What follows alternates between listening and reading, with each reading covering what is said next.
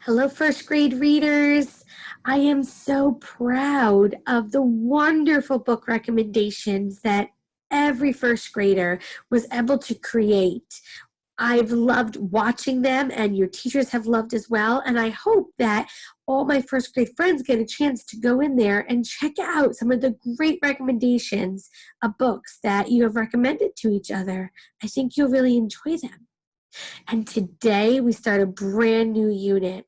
Today, boys and girls, we are going to start to look at all different kinds of writing and start to understand why authors write what they're writing and their purpose for writing. So we've read a lot of fiction stories, and we know that fiction stories are usually written to entertain us.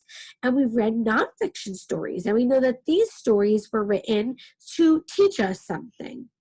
But authors don't just write books. They write other things too. They write poems, and they write songs, and they write newspaper articles, and there are so many different types of writing out there. So today I thought we would take a look at some familiar stories and poems and try to see whether we can figure out why the author might have written those.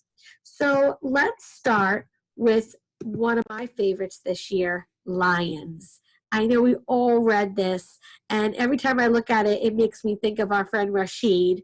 Well, this story, Lions, was a book written for a purpose. Why do you think the author wrote this book? Any guesses? Well, if you said the author wrote this book to teach you something, you're correct. The author wrote this story to teach you about lions. This is a nonfiction book, and this author had a lot to teach you about lions. Let's take a look at another book we read. Mr. Putter and Tabby Dropped the Ball. We just read this story. And why do you think the author wrote this story? Do you think it was to teach you anything? Well, maybe to teach you a lesson, but it was also written to entertain you. Fiction stories are written to entertain. So we're pretty good at fiction and nonfiction books and why they're written. But what about poems? So this poem was from the beginning of the year from our phonics unit. So let me read it to you. You can read along. Making a smoothie. Making a smoothie for my best friend. What about prune? Or will that not blend? My friend said, prune? That sounds so yucko. So how about potato? My friend said, oh no. Then I gave it one last try with fresh fruit from the store. Banana, peaches, cherries, plums.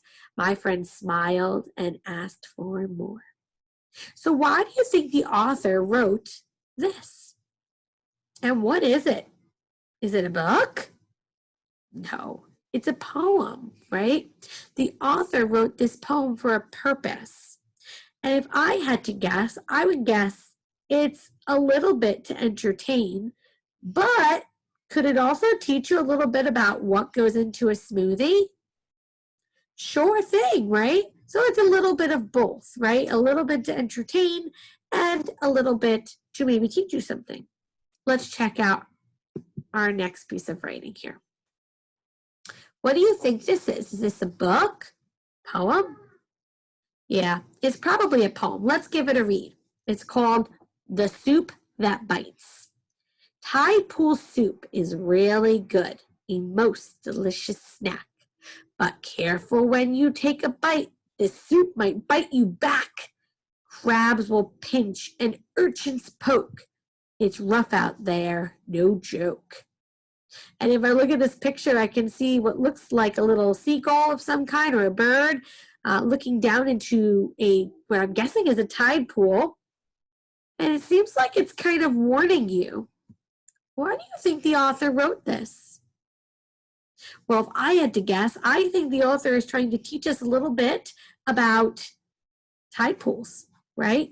And I also think it could also be written to warn other animals that the tide pool has some things in it that might poke and pinch, right? And so you should be careful before you stick your hand in. So readers, today, as we start to get to know stories and poems a little bit better, I've attached a number of poems that have to do with nighttime, and I want you to give them a read the best you can and start to think to yourself, I wonder why the author wrote this poem. Are these poems meant to entertain me? Are these poems meant to teach me something? Are they supposed to teach me a lesson or some facts? And start to think about that. And then there is the optional activity of taking time to read a book today and from Get Epic or Raz Kids and start to think, why did the author write this? Okay, happy reading. Bye.